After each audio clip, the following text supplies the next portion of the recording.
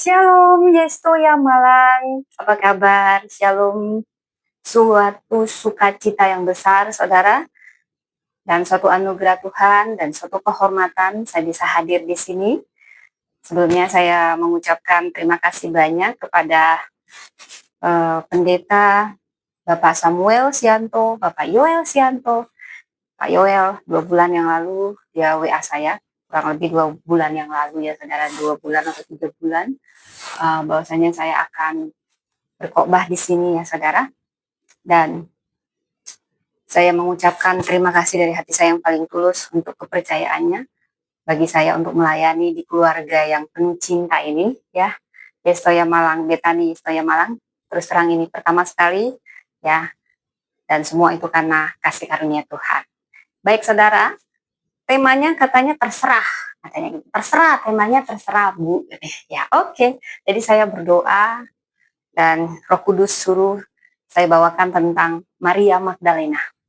Dan kita baru saja memperingati Paskah ya saudara ya. Jadi ini masih seputar kebangkitan Kristus ya. Rabuni sentuhan Sang Guru ya. Rabuni sentuhan Sang Guru. Baik saudara, sebelum kita memulai firman Tuhan, mari kita bersatu di dalam doa. Bapak Surgawi, terima kasih untuk firman-Mu yang luar biasa. Terima kasih untuk kesempatan kami ada sebagaimana kami ada saat ini. Semua karena kebaikan-Mu, semua karena anugerah-Mu. Kami bersyukur atas kasih setia kebaikan-Mu yang tiada batas atas kami semua. Terima kasih Tuhan, dan saat ini hamba-Mu akan memberitakan firman-Mu. Tuhan, sembunyikan hamba di balik kuasa salib-Mu.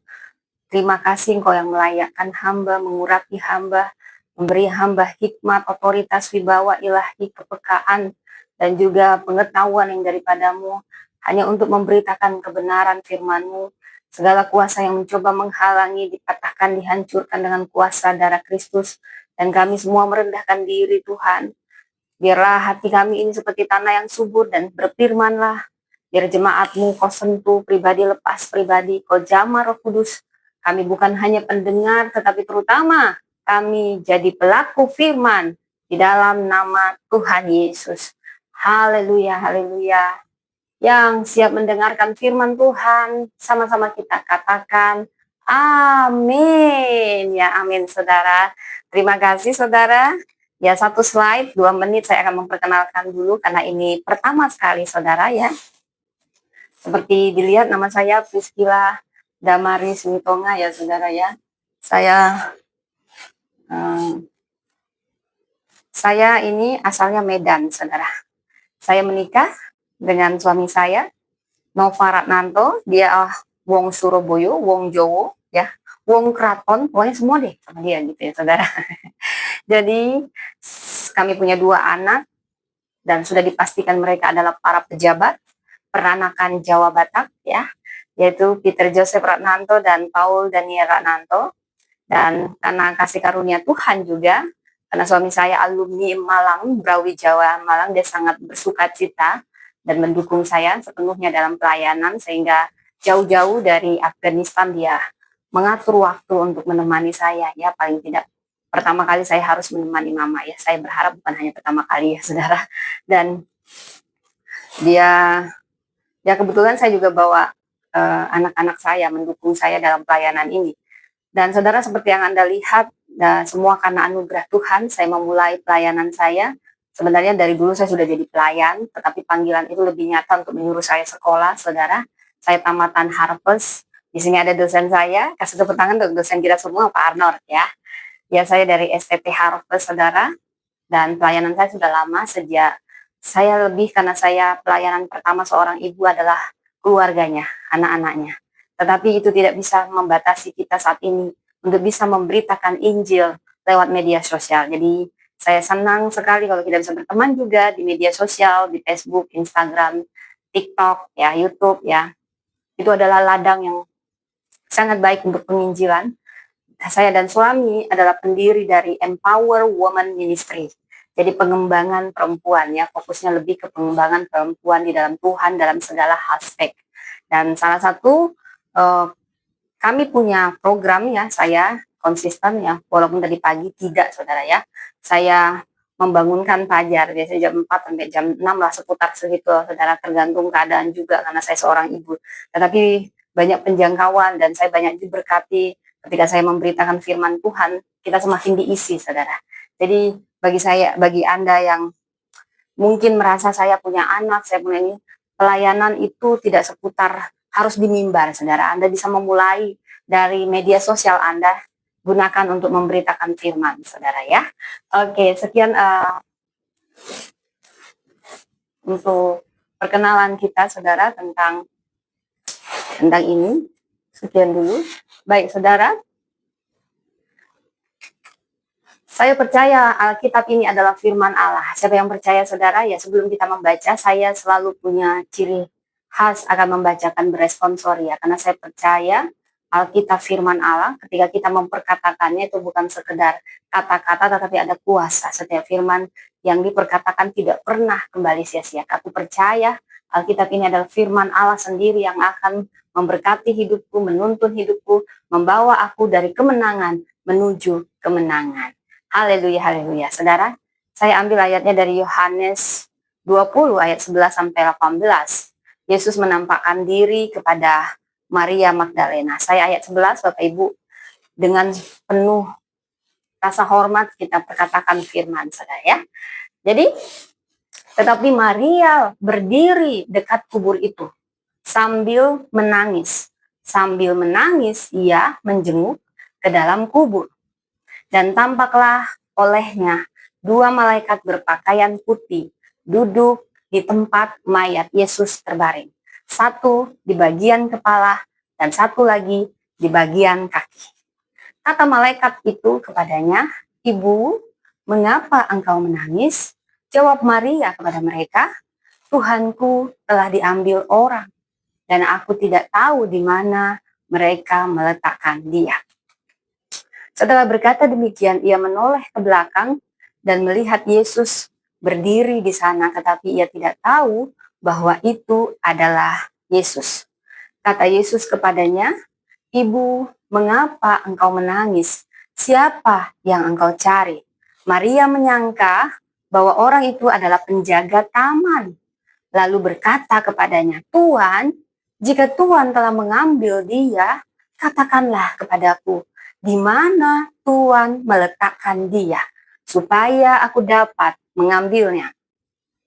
Kata Yesus kepadanya, "Maria." Maria berpaling dan berkata kepadanya dalam bahasa Ibrani, "Rabuni," artinya guru. Kemudian kata Yesus kepadanya, "Janganlah engkau memegang aku, sebab aku belum naik kepada Bapa, tetapi pergilah kepada saudara-saudaraku dan katakanlah kepada mereka bahwa sekarang aku akan naik kepada Bapakku dan Bapamu, kepada Allahku dan Allahmu." Maka Maria Magdalena pergi dan berkata kepada murid-murid, "Aku telah melihat Tuhan." Dan ia menceritakan apa yang dikatakannya kepadanya. Amin, amin. Demikianlah firman Tuhan, saudara. Secara biblikal ya, saudara. Jadi dari Mazmur, dari Yohanes 20 ayat 11 sampai 18 didahului oleh perikop kebangkitan Kristus, Yohanes 20 ayat 1 sampai 10. Saudara, bila Anda bisa membaca, mungkin Anda bisa baca di rumah atau sekarang sambil mendengarkan saya, saudara. Jadi ada tampak bagaimana Maria Magdalena ini pagi-pagi benar sudah datang. Dialah orang pertama yang datang dengan kerinduan yang sangat dalam, saudara. Siapakah Maria Magdalena? Kalau kita lihat di perikopnya, dia datang, dia bilang kubur kosong, lalu para murid mencek, lalu para murid melihat kosong dan pulang. Tetapi lihat Maria Magdalena, sudah yang pertama kali datang, yang bilang tubuh Yesus dicuri, tapi juga dia tidak pernah beranjak dari kubur itu. Sangat berbeda dengan para murid. Yang lihat sebentar, nongol sebentar, langsung pergi, terbang, dia langsung terbang gitu, saudara. Tapi wanita ini luar biasa, ini punya kesetiaan yang sangat langka. Tahu ke saudara siapa Maria Magdalena? Saya ambil fotonya, saudara, saya cari-cari, saya sangat suka dengan wanita ini. Wajahnya yang saya pikir lebih kena di hati saya pasti ini. Di dalam wajahnya ini ada banyak duka yang telah disembuhkan, kemudian kembali duka. ketika Yesus disalibkan, mati dan dikuburkan. Maria, bila kita melihat dari asal katanya, Maria Magdalena, ini berasal dari kota Magdala, salah satu kota di Laut Danau Galilea. Saudara, dia pernah dirasuk 7 roh jahat.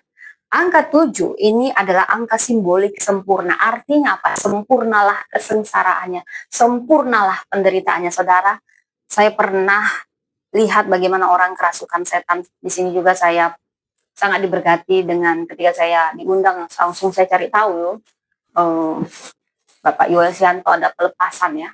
Luar biasa diberkati, saudara. Saya sendiri punya pengalaman ketika ya itu sesuatu yang nyata, tetapi kuasa Tuhan selalu lebih besar. Tetapi yang saya mau katakan, bila kita juga membaca Alkitab, iblis itu hanya ingin mencuri, membunuh, membinasakan. Ketika ada orang yang kerasukan, dia dipukul-pukul ke air, ke api. Pada saat dia kerasukan, dia seperti sangat kuat. Tetapi setelah dia dilepaskan, saudara, dia akan kesakitan. Jadi yang saya mau katakan di sini, saudara, satu aja udah kesakitannya luar biasa, saudara. Gitu ya, saudara ya. Walaupun nggak usah ditonton yang kayak gitu ya, saudara. Tapi kalau Anda berhadapan dengan kasus begitu, jangan takut. Kuasa Tuhan lebih besar. Tetapi ada yang harus doa puasa, saudara ya.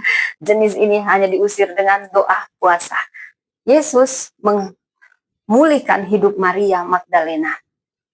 7 roh jahat pernah hinggap di tubuhnya. Saya tidak tahu kenapa dia bisa dihinggapi 7 roh jahat. Ada mungkin banyak penyebab, kutuk keturunan, atau dia juga yang membuka banyak celah, saudara. Tetapi kesengsaraannya sangat-sangat dipulihkan oleh Yesus sempurna. 7 angka sempurna kesengsaraannya, tetapi di tangan Yesus yang sempurna juga pemulihannya, tidak tanggung-tanggung, saudara. Saya mau katakan, saudara, ketika dia dipulihkan, hidupnya hanyalah Kristus dan mati adalah keuntungan. Itu ayat yang dia pegang, saudara. Jadi makanya kemana Yesus dia selalu ikut. Hatinya terluka ketika mungkin Yesus. Kenapa? Pasti ada sesuatu yang berbeda bila kita kembali ke ayat. Kita melihat ayat yang ke-12, dia bertemu 2 malaikat, dia pikir siapa? Dia bertemu Tuhan Yesus, dia pikir penjaga taman. Tuhan Yesus sudah nanya, tetapi dengan panggilan yang general, penuh hormat. Ibu, kenapa kau menangis? Nah, sebenarnya kalau kita teliti, kenapa juga para murid tidak langsung mengenali Yesus saat bangkit? Mungkin Yesus kebangkitannya dalam tubuh yang sudah di-glorified, saudara. Kemudian, yang saya pelajari, saudara, Yesus menyentuh Maria. Itu ketika dia berkata, Maria, baru Maria tersentak dan sadar langsung spontan berkata, Rabuni. Itu bukan panggilan yang sederhana Maria, tetapi mengandung banyak makna. Ada sentuhan pribadi yang sangat dalam. Maria adalah saksi yang langka dari kebangkitan, dari dia ditangkap Yesus di Taman Getsemani, disesa, disiksa, disalibkan, dikuburkan. Bahkan setelah mati, Maria tidak pernah meninggalkan Yesus. Para murid banyak yang lari terbirit-birit karena mereka jatuh dalam pencobaan, karena mereka tidak berdoa dan berjaga-jaga, terutama di masa krusial di Taman Getsemani. Sehingga Petrus menyangkal Yesus 3 kali. Para murid yang lain, kecuali Yohanes, mereka semua sembunyi. Tetapi ada satu perempuan yang luar biasa yang tidak pernah meninggalkan Yesus, yaitu Maria Magdalena. Saudara, Maria Magdalena, saya harus jelaskan latar belakang seorang perempuan. Kita baru memperingati Hari Kartini, dan Hari Kartini selalu dekat dengan Hari Kebangkitan Kristus. Saya bukan sedang hanya untuk perempuan, tapi ini juga untuk kita semua, saudara. Kebangkitan Kristus. Tetapi Anda suka atau tidak, saksi pertama kebangkitan adalah perempuan. Dan saya sedikit tarik ya, karena ini baru memperingati Hari Kartini, dan passion saya memang di pengembangan perempuan. Maria Magdalena adalah sosok yang luar biasa. Dulu, saya mau membawa ini. Dulu, dan bahkan sampai sekarang, budaya patriarki Yahudi sangat kuat. Perempuan tidak dihitung.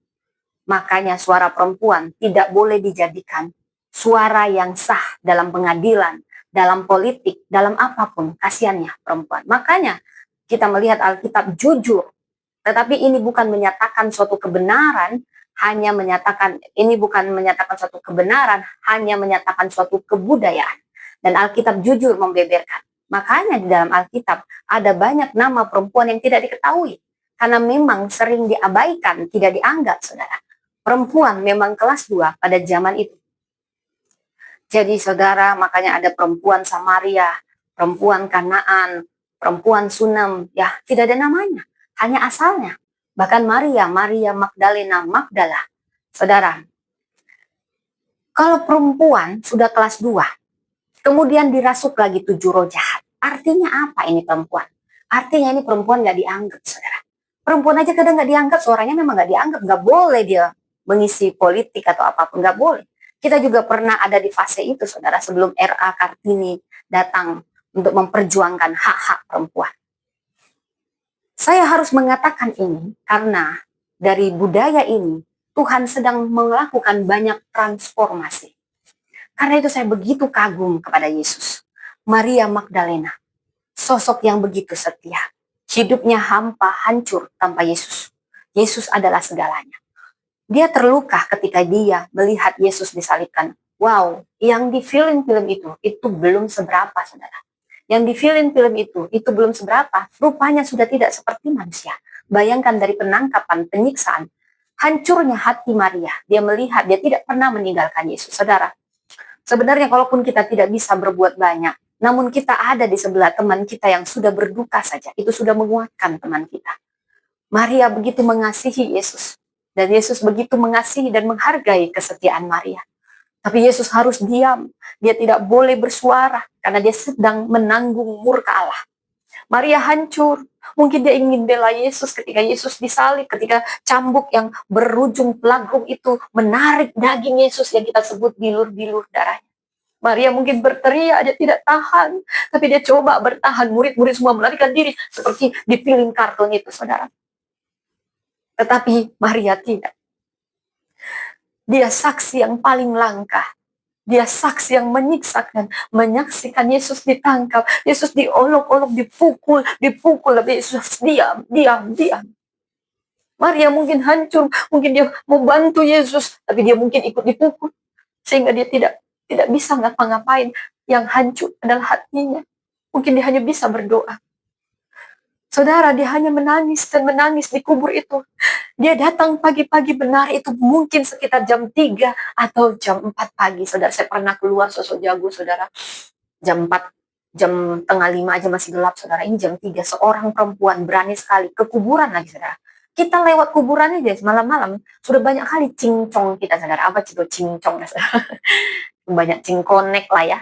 Pokoknya saya pakai aja sini bahasa Batak ya. Saya soalnya Batak banget gitu, saudara. Tapi saya proud to be Batak ya. Saya suka dengan keunikan setiap orang ya, saudara. Jadi saudara, Maria datang pagi-pagi, benar. Ini hanya modal kesetiaan, modal cinta yang begitu dalam. Dia gak bisa lepas dari Yesus. Pada dasarnya yang dia cari adalah tubuh Yesus, jasad Yesus yang sudah mati. Dia mungkin lupa bahwa Yesus akan bangkit di hari ketiga. Tetapi modal kesetiaan dan air mata dia mungkin, kalau saya ambil dari bahasa aslinya, klaus ya saudara. Air matanya itu klaus, saudara. Jadi itu penderitaan yang sangat dalam, saudara. Klaus. Jadi itu bukan hanya nangis diem, tapi itu meratap. Jadi orang Batak itu hampir-hampir mirip sama orang Yahudi, saudara. Orang Batak juga kalau Anda ke pestanya ya, mirip, pokoknya banyak miripnya lah. Dari sukunya gitu loh. Makanya saya mirip-mirip orang Yahudi gini kan, saudara ya. Oke. Nah, seperti yang sedih banget kita gitu, saudara ya.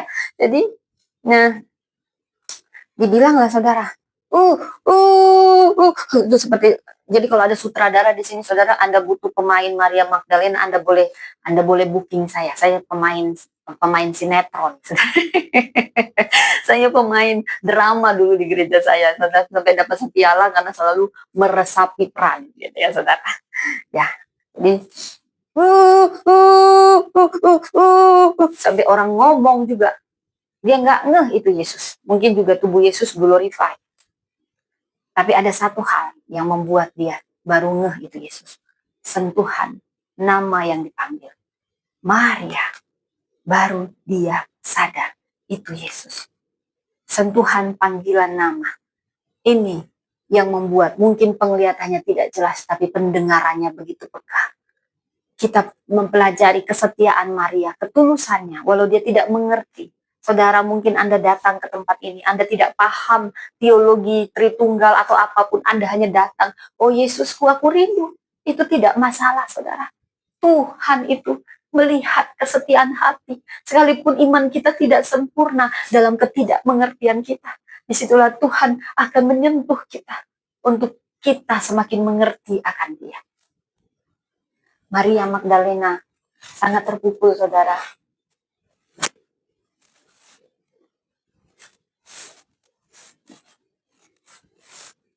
Dia mungkin hancur hati, saudara. Itu panggilan yang menyentuh pribadinya, penuh keintiman, penuh pengakuan. Ini perjumpaan paling pribadi, sentuhan panggilan, kehormatan, pemulihan martabat, saudara. Dia menjawab, ketika Maria dikatakan, Maria baru sadar. Dari tadi dia ngapain, saudara? Kadang, saudara, kesedihan yang sangat dalam bisa membuat mata rohani kita tertutup. Mungkin kita kehilangan ibu yang sangat kita kasihi, ayah, anak. Kita begitu terluka, kita mungkin setia, tapi ada luka yang dalam sampai kita lupa. Tuhan tidak pernah meninggalkan kita, Dia ada di sekitar kita. Saudara, biarkan Tuhan menyentuh engkau. Saya tidak tahu, mungkin di tempat ini ada luka-luka yang tersembunyi. Maria hanya datang, dia hanya datang, Anda mungkin hanya datang ke gereja, Anda hanya datang bermodalkan kesetiaan, Anda tidak mengerti semuanya, tidak masalah. Tuhan menghargai kesetiaanmu. Biarkan dia menyentuh lukamu. Biarkan dengarkan suaranya, dia ada di sekitar ini. Dia ada di titik paling dalam lukamu. Rabuni, katakan Rabuni ketika kau mendengar suaranya. Bahwa kau mengenal, yes, itu Yesusku, guruku.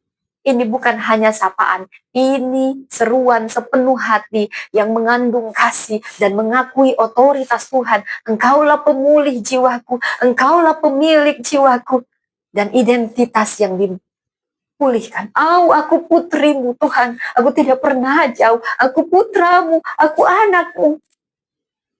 Saudara, apakah luka, tangis yang membuat kita kadang tidak bisa menyadari bahwa Tuhan tidak pernah jauh dari kita? Tetapi apapun itu, tetaplah setia, sekalipun kau tidak melihat.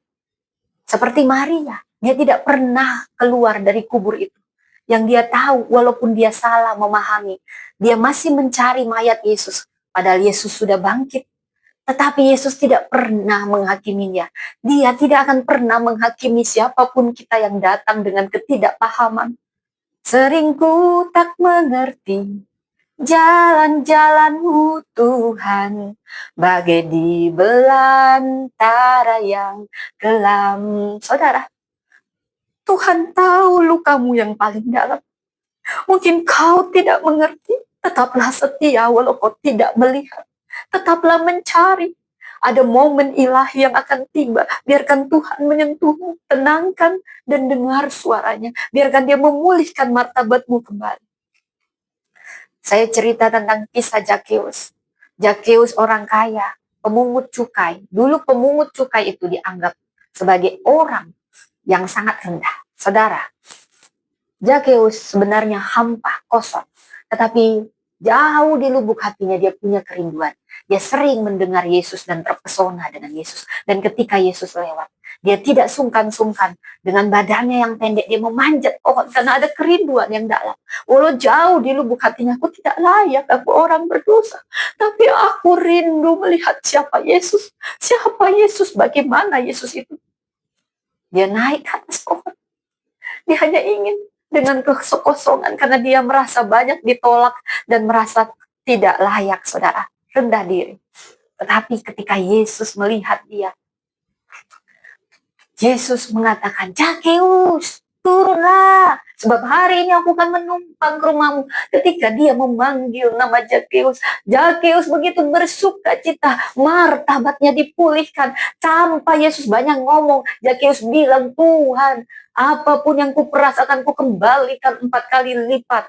Dan Yesus mengingatkan identitasnya. Hari ini keselamatan sudah datang di rumah ini. Karena dia juga anak keturunan Abraham. Tuhan mengenal kita. Dia mengenal kita secara dalam. Kemanapun kita sembunyi, seberapapun kita tidak layak.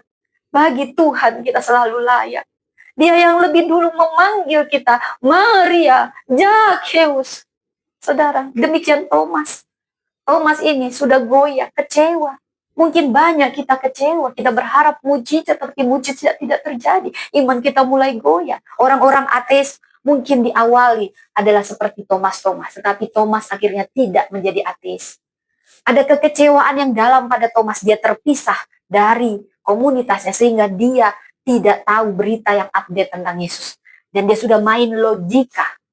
Kalau tidak kulihat lubang, aku tidak percaya. Yesus mengasihi kita sekalipun kita terlalu main logika.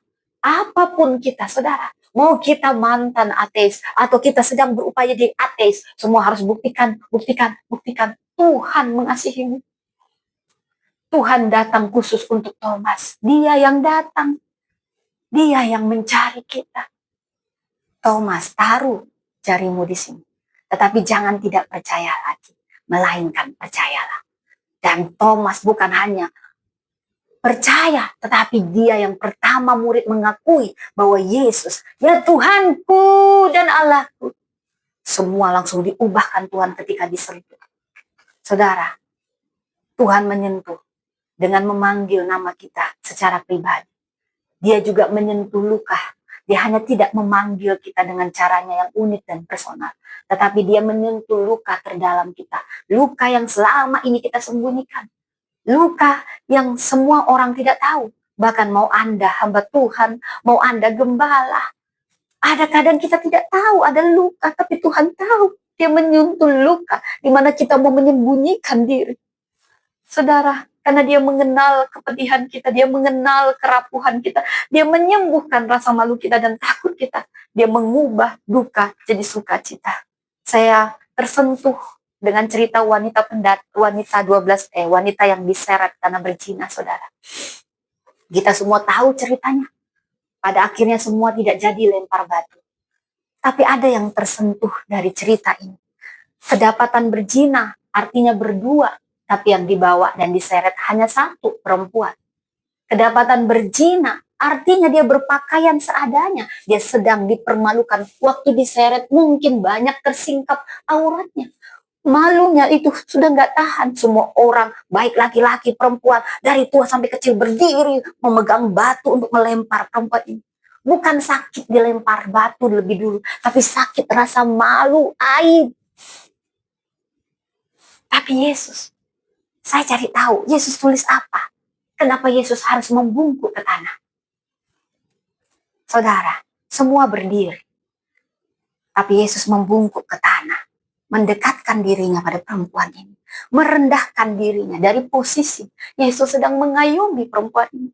Yesus sedang menyentuh rasa malunya. Yesus membungkuk juga mungkin sekalian menutupi aurat perempuan ini yang mungkin tersingkap ketika diseret dan diperlakukan senonoh. Yesus sedang merendahkan diri, aku menyentuh rasa malumu yang terdalam. Yesus membungkukkan diri sejajar dengan perempuan ini. Sambil menurik rasa cinta. Dia tidak mau menatap perempuan ini demi penghakiman. Juga untuk menutup rasa malu perempuan ini. Sebegitunya Yesus mengerti perasaan perempuan. Sebegitunya Yesus mengerti setiap perasaan kita. Saudara, saya tahu rasanya dipermalukan. Saya tahu rasanya ditolak. Saya tahu rasanya diabaikan, saudara. Itu tidak enak. Tapi saya selalu mengingat teman-teman saya yang ada di sebelah saya. Ketika saya dipermalukan, mungkin dia gak banyak ngomong, mungkin dia tidak membela, tapi dia hanya berada di dekat saya, itu sudah mendukung saya. Saudara, kita tidak tahu ada luka-luka. Kadang kita baik, kita difitnah, saudara. Tapi Yesus, walau wanita ini berdosa, dia tidak menghakimi dengan mata penghakiman. Dia datang dengan kasih, menundukkan diri. Dia menyentuh luka terdalam, rasa malu, rasa aib. Dan Yesus tidak banyak ceramah. Ada yang lempar, tidak. Pergilah, jangan berbuat dosa lagi. Dia penuh kasih, tapi juga dia tegas dan adil. Saudara, saya juga tahu rasanya, saudara. Wanita Samaria, bukan Yesus sembarangan datang ke sumur itu, saudara.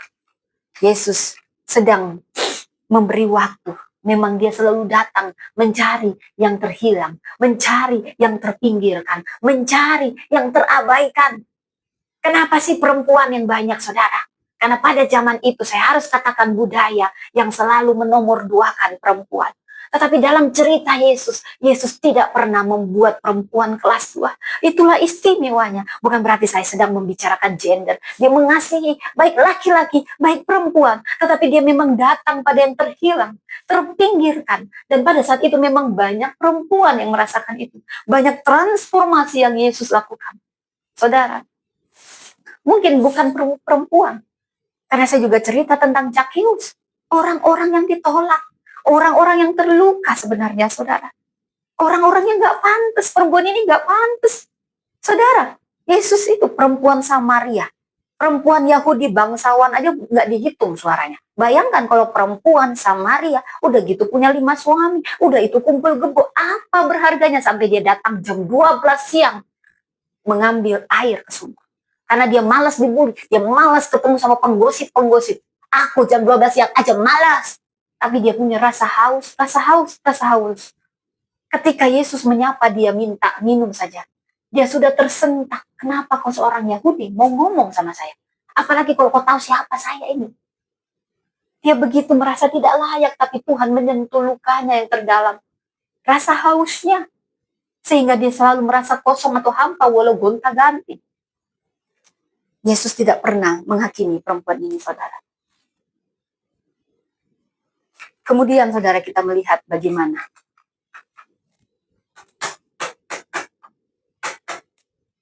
wanita pendarahan, perempuan lagi, saudara. Nggak tahu namanya. Yesus sedang melihat orang-orang, tidak melihat gender. Dia melihat hati. Dia tidak melihat status sosial kita. Dia melihat kehancuran hati kita, sekalipun kita tidak minta tolong. Bahkan dia yang datang, saudara, dengan sentuhannya. Sentuhan yang memanggil nama kita secara pribadi. Sentuhan yang menyentuh luka kita terdalam yang mungkin kita sembunyikan atau yang tidak kita sadar. Wanita ini dengan kerinduan diam-diam, aku pasti sembuh. Dia sudah sembuh di alam roh. Dan dia bertindak dengan iman. Asal ku jubahnya, aku pasti sembuh. Dan dia sembuh. Yesus tahu ada kuasa yang menarik. Dia gak perlu teriak, Yesus, Yesus sembuhkan aku. Tidak. Imannya yang gigih menarik kuasa Tuhan. Di alam roh dia sudah menang, saudara. Yesus katakan, anakku, imanmu sudah menyelamatkan engkau. Demikian juga Bartimeus. Ini orang yang terpinggirkan, orang yang diabaikan. Ketika dia tahu Yesus lewat, dia sudah lama jadi pengemis, gak dianggap, saudara. Yesus sangat berbelas kasihan sama orang-orang yang gak dianggap. Apalagi yang punya kegigihan iman itu mengundang belas kasihan Tuhan. Orang bisa anggap Anda atau tidak, tapi tetaplah gigih dalam iman Anda. Ketika belas kasihan Tuhan bertemu dengan kegigihan iman, terjadi mujizat. Saya berdoa saat ini, terjadi mujizat buat Anda. Jangan menyerah. Biarkan dia menyentuh luka Anda dan biarkan dia menyembuhkan. Jadi sesuai dengan imanmu saat ini. Dan saya berdoa, saudara, Bartimeus, pengemis, bahkan dia teriak, Yesus anak Daud, kasihanilah kami. Orang bilang, Bartimeus, diam. Karena selalu diremehkan. Mungkin Anda sering diremehkan. Oh, saya tahu rasanya diremehkan, saudara. Wah, itu gak enak banget diremehkan. Mau saya tunjuk dong power, kamu belum kenal siapa saya, wanita bangsawan. Nah, dulu belum bangsawan, saudara. Nah, ini saya minum dulu ya, saudara ya. Dari Bartimeus, saudara, Yesus melihat kegigihan iman Bartimeus. Walau dia diremehkan, dia bilang, diam kau Bartimeus, diam, diam kau Bartimeus, tapi dia makin gigit, Yesus anak Daud, karena dia tahu di lubuk hatinya, jauh di alam rohnya dia sudah menang, hanya Yesus bisa menyembuhkanku, aku percaya dia bisa sembuhkan, aku akan berusaha, dia buta, aku akan bersuara, Yesus anak Daud, Yesus anak Daud, dia tidak menyerah, walau orang mengintimidasi dia, diam kamu, diam, sudahlah, tapi dia makin keras. Mungkin ada yang menghalangi Anda untuk dekat pada Tuhan. Mungkin ada yang bilang, sudah, penyakitmu tidak mungkin sembuh. Sudah, tidak usahlah, kita ini yang realistis juga lah, kalaupun jadi orang Kristen. Saya mau katakan, tetap gigih dalam imanmu. Apa yang bisa kau perbuat maksimal, perbuat. Dan yang terbaik, yang tersulit, bagian yang mustahil, itu bagian Tuhan. Belas kasihan Tuhan, kedaulatan Tuhan bekerja. Kegigihan iman kita akan selalu dihargai Tuhan. Semua ini menggambarkan orang-orang yang saya sebut bahwa Tuhan tidak hanya menyentuh di permukaan, dia datang masuk ke titik paling rawan dalam diri kita, di mana kita paling ingin sembunyi, ingin melarikan diri, tapi dia datang untuk menyembuhkan duka terdalam kita, rasa haus yang terlalu tinggi, dengan panggilan, dengan sentuhan. Tetapi bukan itu saja, dia mengutus kita. Siapapun yang diutus Tuhan adalah suatu kehormatan. Tahukah Anda, wanita Samaria, Maria Magdalena, karena kesetiaannya, kepekaannya, mungkin dia tidak bisa melihat dengan jelas, tapi dia bisa mendengar, karena dia punya hubungan yang sangat intim dengan Tuhan. Dan dia punya ketaatan atas misi yang diberi kepadanya. Saudara, mungkin semua bisa hilang, saudara. Tapi mari kita belajar dari Maria Magdalena. Maria Magdalena, percayalah kebangkitan Kristus yang akan mengubah duka cita kita menjadi sukacita.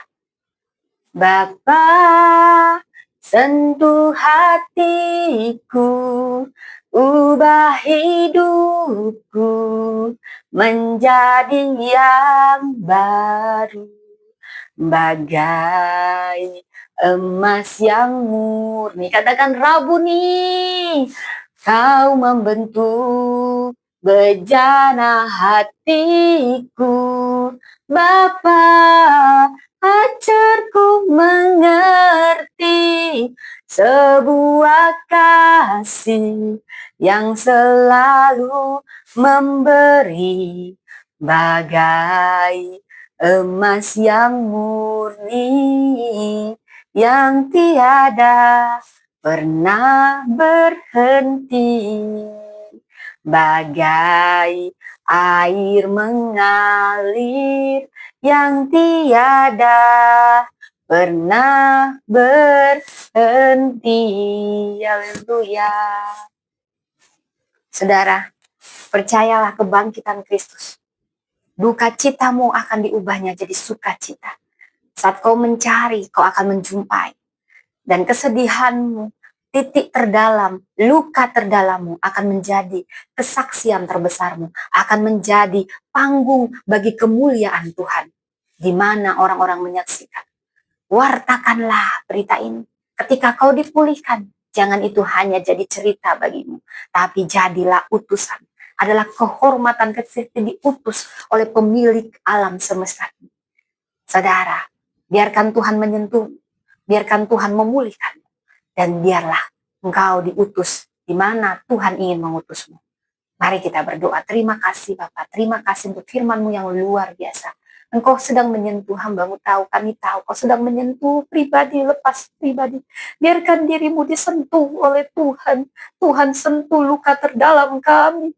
Ampuni kami tidak bisa sembunyi. Kaulah penyembuh kami, Kaulah guru kami, Rabuni, pemilik jiwa kami, penuntun hidup kami, Rabuni.